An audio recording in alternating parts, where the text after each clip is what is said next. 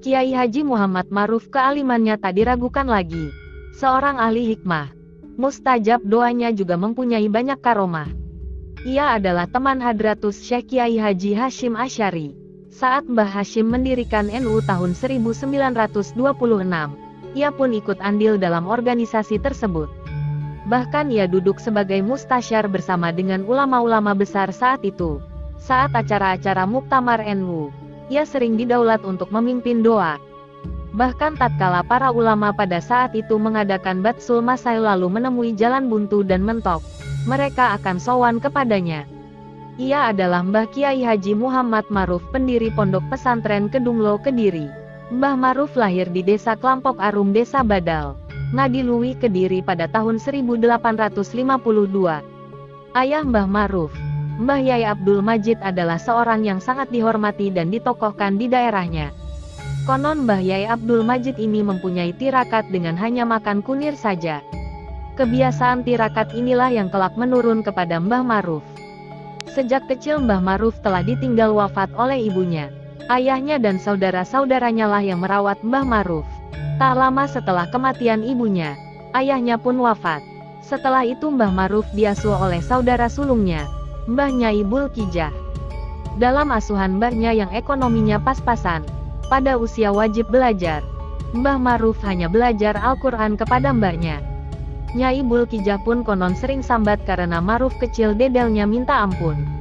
Apa yang diajarkan, tak ada yang nyantol sama sekali. Nyai Bulkijah pun memerintahkan adiknya itu untuk menjalankan puasa Senin Kamis.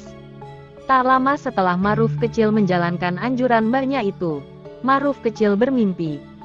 Seekor ikan emas masuk ke dalam mulutnya. Sejak saat itu Ma'ruf kecil langsung bisa membaca Al-Quran. Nyai Bulkijah ketika diberitahu oleh adiknya itu pun sempat tidak percaya. Tapi setelah Ma'ruf kecil membaca Al-Quran di depannya sampai khatam, akhirnya Nyai Bulkijah pun percaya bahwa adiknya kini benar-benar telah bisa membaca Al-Quran. Setelah mendapatkan pendidikan dari mbahnya, Mbah Ma'ruf melanjutkan studinya ke Cepoko Nganjuk, di bawah asuhan Yaimu. Mbah Ma'ruf berjalan kaki menuju pesantren ini. Di pesantren inilah Mbah Ma'ruf yang yatim dan miskin itu melewati hari-harinya dengan memprihatinkan. Seringkali Mbah Ma'ruf hanya makan seminggu sekali, tepatnya setiap malam Jumat.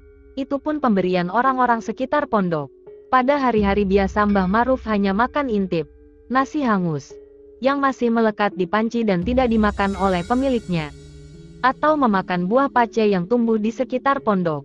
Pernah Mbah Ma'ruf mengajak saudaranya meminta dari satu desa ke desa lainnya untuk biaya mondok dan hidup selama di pondok. Mbah Ma'ruf juga pernah menjadi buruh panjat kelapa dengan upah sebutir kelapa yang bagus. Merasa iba dengan Mbah Ma'ruf, pemilik tanah itu pun memberi Mbah Ma'ruf tanah agar bisa ditanami untuk menyambung hidup selama mondok. Setelah 7 tahun mondok di Cempoko, Mbah Ma'ruf yang punya kebiasaan puasa dan munajat ini bermimpi mengajar kitab fikih di pondok tersebut. Setelah mimpi itu, tiba-tiba Mbah Ma'ruf bisa membaca kitab kuning yang biasa diajarkan gurunya. Mbah Ma'ruf lantas sowan pada kiaimu gurunya, melaporkan bahwa ia mendapat ilmu laduni dan bisa membaca kitab kuning. Yaimu pun mengumumkan bahwa Mbah Ma'ruf akan mengajar kitab menggantikannya. Pengumuman ini pun membuat geger, utamanya santri senior yang meremehkan Mbah Ma'ruf. Mereka berpikir bahwa Mbah Ma'ruf mondok belum tamat dan tidak bisa ngaji lah kok disuruh mengajar ngaji. Hari itu pun tiba, Mbah Ma'ruf mengajar kitab. Beberapa santri yang sudah tidak ikut pengajian, karena tahu yang mengajar bukan Yaimu melainkan Mbah Ma'ruf. Mbah Ma'ruf tidak peduli dengan ketidakhadiran para santri senior yang alim-alim. Beliau tetap membuktikan kemampuannya mengajar kitab yang biasa diajarkan oleh Yaimu kepada santri-santrinya. Ternyata tak hanya bisa, beliau juga hafal isi kitab tersebut. Peristiwa ini tentu saja menggemparkan seisi pondok. Mbah Ma'ruf santri miskin yang semula diremehkan dan dibenci teman-temannya seketika disanjung dan dihormati. Bahkan konon, Yaimu gurunya, akhirnya berbalik berguru pada Mbah Ma'ruf.